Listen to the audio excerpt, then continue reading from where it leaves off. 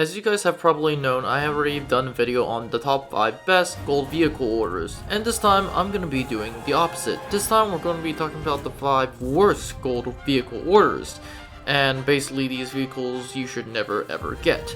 But that said, without further ado, let's get started with the video, which of course has been made possible through the friends at Discord, meaning that if you haven't liked, subscribed, or joined the Discord, highly suggest that you do, and let's get started with the top 5 worst gold order vehicles. And as we get into the video, a lot of these vehicles are straight outright trash, or literally you can get better ones that you just have to unlock the level and you're instantly gonna get them, or these vehicles inherently are bad and Enlisted is just making a gold order vehicle for this despite you. So that said, let's get started with the video. In the number 5 spot, we had the AB-41 Polizia Africa Italiana, and this is based on the historical photo of Tunisia in 1943. Now this is an AB-41. Out of all the tanks that you expect to be pretty bad, the AB-41 is actually the best on this list, and there's a lot of good things for that. For one, the AB-41 can easily take out enemy starter tanks if you know what you're doing. For example, against the A-13, if you know what you're doing, you can easily take it out just by firing at the ammo rack, which is actually quite easy if you know where to shoot. But that said, that's where the downsides come in. Well, the other upside is the fact that it's fast, but that sacrifices the fastness for a lot. Number one, this armor is paper thin, and when I mean paper thin, I literally mean paper thin. I played Shermans and just one-shot this thing out of the sky, and it's not even funny at this point. That said, you are going to be a fast, and you're a wheeled vehicle, which means you are fast. It also has a 20mm cannon, which is, although useless, quite useless in my opinion, does know, if you know how to where you're shooting, to take out tanks pretty easily. If you know where to shoot the ammo rack, then you know what you're doing. But that said, the AB-41 is in the top 5th place, because although it is extremely useless in my opinion, I would rather just use the regular AB-41, which is unlocked from the get-go. This thing still can kill something, and when I mean something, I mean enemy tanks at this point. Next up, we have the Sonderkampfwagen 2342 number 415. Now this is basically the Puma. This is actually the historical photo from the Normandy, France, summer 1944 image which the Germans had. Now what's wrong with this vehicle? Well, this is in many ways and opinions an upgrade to the AB-41. For one, it has a decent 50mm gun, which is amazing. It has smoke launcher, which is also amazing. And it has arguably more armor, and basically it's an all-rounder when it comes to doing its job, which is reconnaissance and killing light armored vehicles, which, I'm gonna admit, it works. But the only big issue about this gold order weapon is that it is blessed in the worst campaign ever for a vehicle. For starters, the American starting plane, the P-38, already has the ability to one-shot this thing using the M8 rocket, which is very, very sad. Not to mention the fact that any TNT is gonna go through any enemy thing that you're gonna fire at this thing is gonna kill it.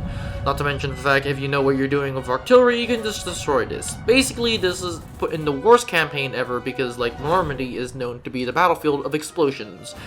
And putting a tank that is, once again, paper thin armor at this point, although better than the AB-41, is a very bad idea because that tank is just gonna get exploded.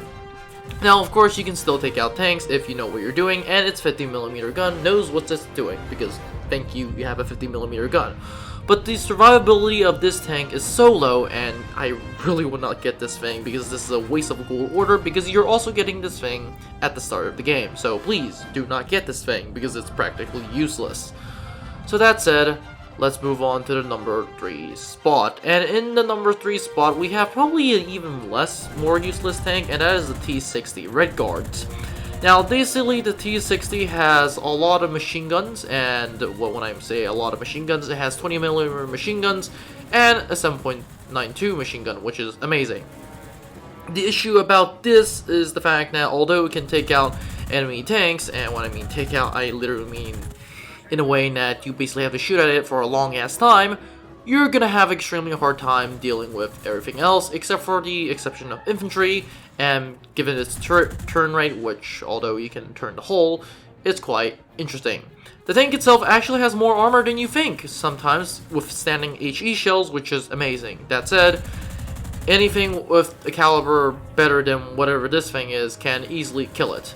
And yes, although many people say the Panzer II is worse, this thing is unlocked at level 1, and this thing is literally for a gold order, whereas the Germans don't even have the Panzer II as a gold order, so that's unfortunate.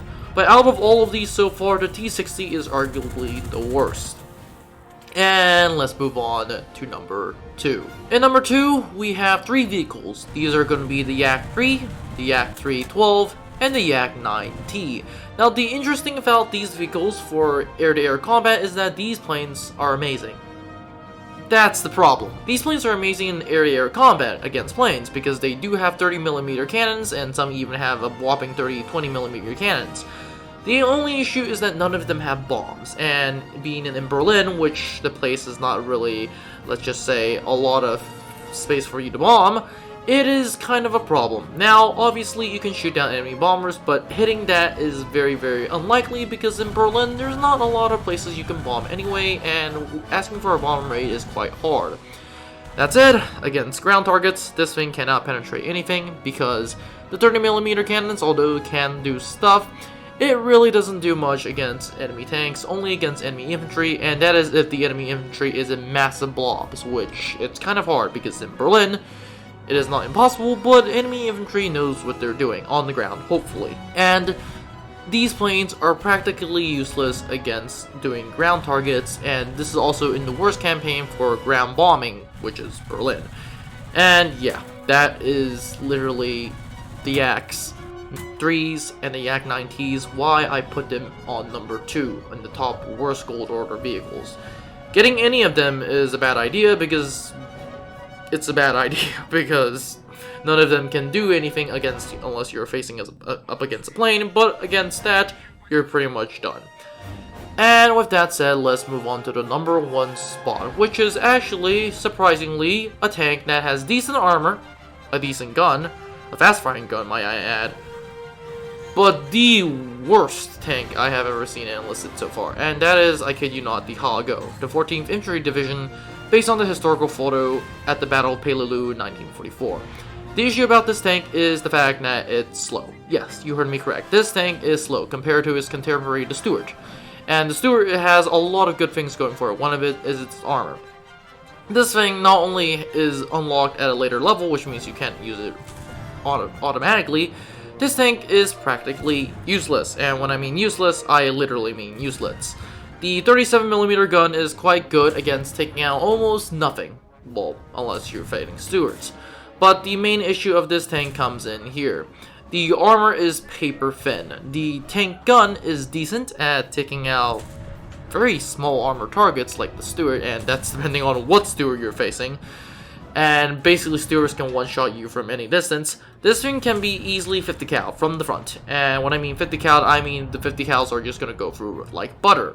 And this has not only been proven in-game, but also historically. What's worse about this thing is that you might not even be able to take out the 50 cal. This thing is quote-unquote armed with 2 machine guns.